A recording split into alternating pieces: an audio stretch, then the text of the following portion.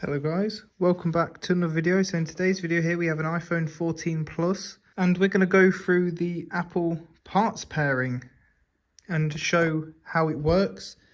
So what we have here is my girlfriend's iPhone 14 Plus, which I gave her for Christmas, but the original screen I ordered was supposed to be a OLED, ended up being an LCD. So I bought another OLED, the quickest one. It was like £100. And I got it and it was thicker and it was a hard OLED, not a soft OLED, which if you don't know the difference, look it up. But yeah, the original screen's a soft OLED.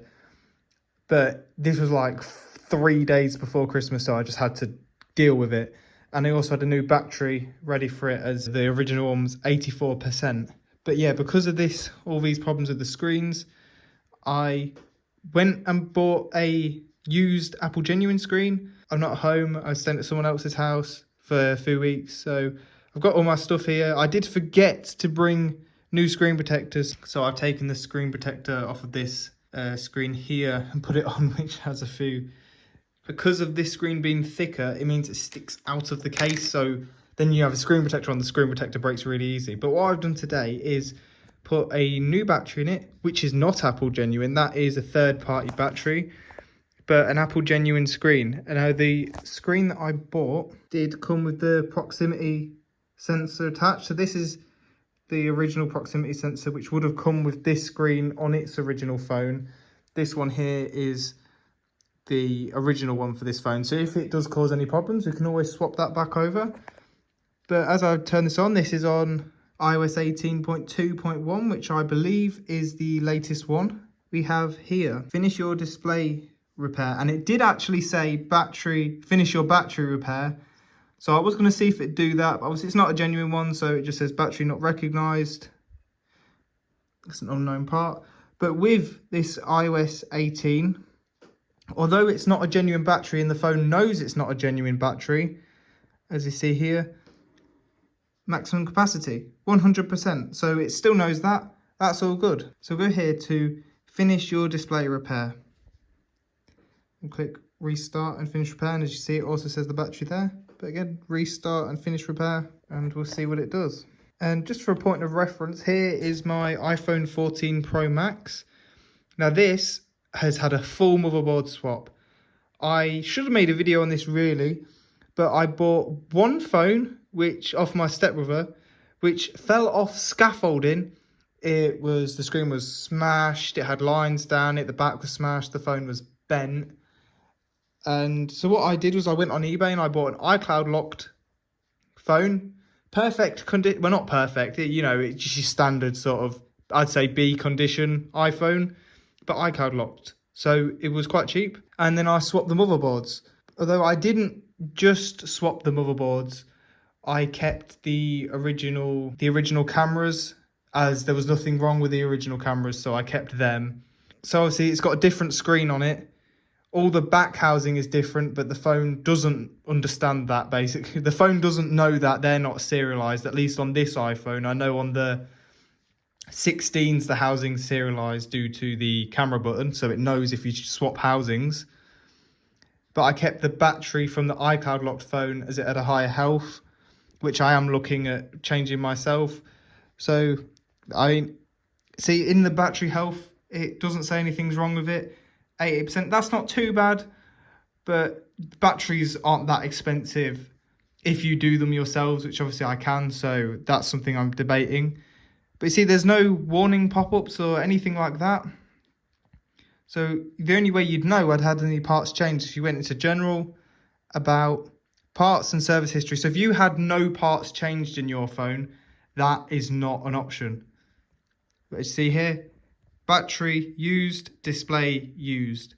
Even if you had brand new Apple Genuine parts, it'd still say used. And if you click on it, it tells you the date that was done, even after you reset the phone. Same with the screen. So either way, this phone's on now and it's booted up into the repair assistant. So we'll click continue, choose a Wi-Fi network, and it knows what you've been connected to before. So click continue. So click agree here. It says configuring.